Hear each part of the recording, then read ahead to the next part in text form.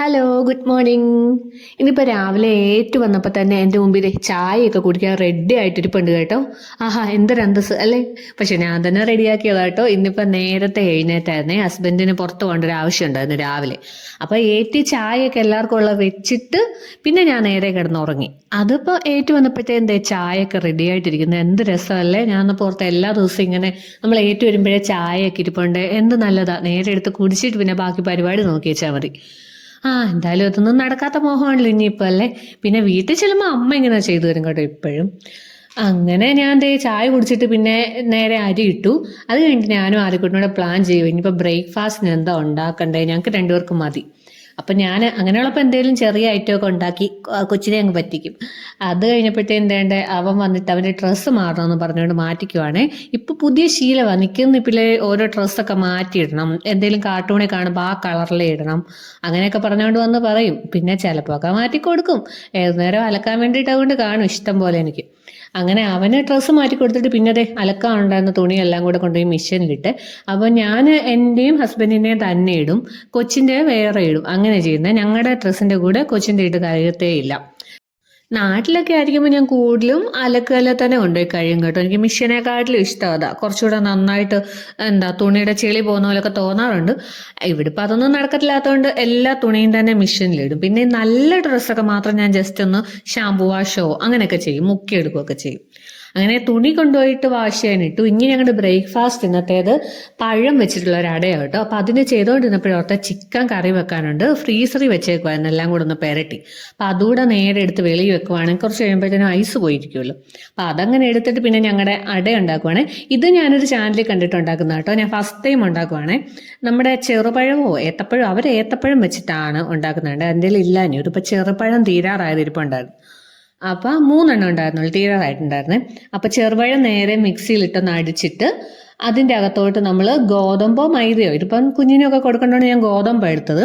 അപ്പോൾ ഗോതമ്പ് പൊടിയും തേങ്ങ ചിരണ്ടിയതും പിന്നെ ഒരു കുറച്ച് പഞ്ചസാരയും കൂടി ഇട്ടു കേട്ടോ. കാരണം പഴം 3 ഉണ്ടായിരുന്നുള്ളൂ അതുകൊണ്ട്. അപ്പോൾ കുറച്ച് പഞ്ചസാരയും കൂടി ഇട്ട് പിന്നെ നമ്മുടെ നോർമൽ അട പരത്തുന്ന പോലെ കല്ലേ പരത്തിയിടുവാണ്. നല്ല അടയായിരുന്നു, എനിക്ക് ഇഷ്ടപ്പെട്ടു, കുഴപ്പമില്ല. അതായത് ഒത്തിരി മധുരമൊന്നുമില്ല, എന്നിട്ട് ഒരു നമ്മൾ ബോണ്ടൊക്കെ കഴിക്കുന്നതിൻ്റെ ഒരു ടേസ്റ്റാണ് ചവച്ച് കഴിയുമ്പോഴത്തേനും. അങ്ങനെ അത് ഞങ്ങൾ ഉണ്ടാക്കി. പിന്നെ ഞാൻ നേരെ എൻ്റെ കുക്കറിലോട്ട് ചിക്കൻ അങ്ങ് ഇട്ടു. അധികം തണുപ്പ് പോയിട്ടുണ്ടായിരുന്നില്ല, അതിനിപ്പം അങ്ങ് ചെയ്തു. അല്ലെന്നുണ്ടെങ്കിൽ ഇപ്പോൾ സമയം ഒത്തിരി ആയിട്ടുണ്ടായിരുന്നേ.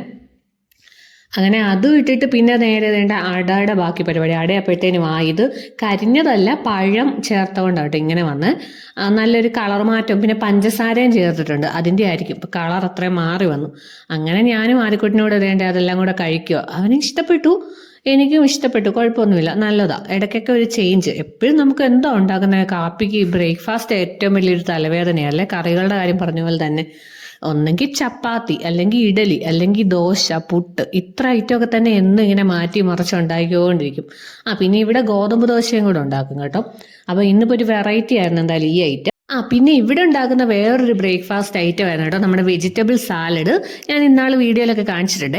അതെന്നാ ഗ്യാസ് തീർന്ന ടൈമിൽ ഇൻഡക്ഷൻ കുക്കറിൽ വെച്ച് അന്നത് വേവാതെ കിട്ടി. അത് പിന്നെ എല്ലാവരും ആ സാധനം ഇവിടെ വെറുത്തു പോയി കേട്ടോ. അത് പിന്നെ ഏതായാലും വെജിറ്റബിൾ സാലഡ് ഇവിടെ ഉണ്ടാക്കിയിട്ടില്ല. അങ്ങനെ ഞാനും ആദ്യക്കൊട്ടും അതൊക്കെ കഴിച്ചിട്ട് നേരെ തുണിയെല്ലാം വാഷ് ചെയ്ത് കിടക്കുമായിരുന്നു. മിഷ്യനാണ് അവിടെ കിടന്ന് അടിച്ചു. അപ്പം പിന്നെ അതെല്ലാം നേരെ പോയി വിരിച്ചിട്ടു. നമുക്ക് കുറച്ചിടയേ ഉള്ളൂ, ഉള്ളയിടയിൽ അഡ്ജസ്റ്റ് ചെയ്തങ്ങ് വിരിച്ചിടും. അപ്പോഴത്തേനും ചിക്കൻ വെന്തിട്ടുണ്ടായിരുന്നേ. അതായത് കുക്കറിലിട്ട് ഒരു 2 വിസിൽ ഹൈ ഫ്ലെയിമിൽ അടുപ്പിച്ച് അങ്ങനെ വെച്ചിട്ടുണ്ടായിരുന്നു. അപ്പം അതായപ്പോഴത്തേനും നേരെ ഞാൻ മുളകും മല്ലിയും പൊടികളെല്ലാം കൂടെ ആ ചട്ടിയിൽ ചൂടാക്കി പിന്നെ നേരെ അതൊന്ന് അരച്ചൊക്കെ എടുത്തിട്ടുണ്ടായിരുന്നു. അപ്പം നമ്മുടെ ഈ ചിക്കൻ കറിയുടെ റെസിപ്പി ഞാൻ നമ്മുടെ ചാനലിൽ അപ്ലോഡ് ചെയ്യാവേ.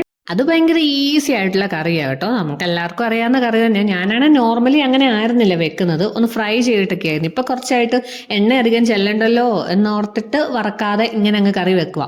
എന്തായാലും അത് ഞാൻ ചാനലിൽ ഇട്ടിട്ടുണ്ട്. അപ്പോഴത്തേനും ആദ്യക്കുട്ടന് വീണ്ടും വിശന്നു, അധികം കഴിച്ചിട്ടുണ്ടായിരുന്നില്ല. അപ്പം അവന് ഓട്സ് വേണമെന്ന് പറഞ്ഞു. അങ്ങനെ ഞങ്ങൾക്ക് 2 പേർക്കൂടെ ഉള്ള ഓട്സ് ഞാൻ ഉണ്ടാക്കി. അങ്ങനെ ഓട്സ് കഴിച്ചുകൊണ്ടിരുന്നപ്പോഴാണ് അടുത്ത കാര്യം ഓർത്ത് ഇന്ന് തോരനൊന്നും വെച്ചിട്ടില്ല, കറി മാത്രമേ ആയിട്ടുള്ളൂ. പിന്നെ നേരെ ചെന്ന് പരിപ്പ് തോരൻ വെക്കാന്ന് ഓർത്ത്. ഇതും ഞാൻ ഫസ്റ്റ് ടൈം വെക്കുകയാണ്. നമ്മുടെ വീട്ടിലൊന്നും പരിപ്പ് തോരൻ അങ്ങനെ വെച്ചിട്ടില്ല.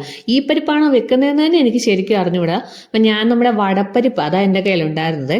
അപ്പം നേരെ അത് കുക്കറിലിട്ട് കഴുകി വാരി വെച്ചു. കുറച്ച് കുതിരട്ടെന്ന് ഓർത്ത് ഇച്ചിരി ഉപ്പ് ഇട്ടകത്ത് അങ്ങ് വെച്ചു.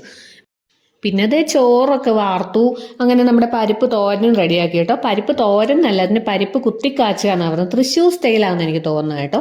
അത് പക്ഷെ നല്ല അടിപൊളിയായിരുന്നു കേട്ടോ. എന്തായാലും ഇച്ചിരി ഉള്ളിയും അതുപോലെ തന്നെ വറ്റൽമുളകും ഒക്കെ ഇട്ടുണ്ടാക്കിയതാണ്. അപ്പൊ ഇന്നത്തെ വീഡിയോ ഇത്രേ ഉള്ളൂ കേട്ടോ. അപ്പൊ നമുക്ക് ഇനി നെക്സ്റ്റ് വീഡിയോ കാണാമേ. ബൈ.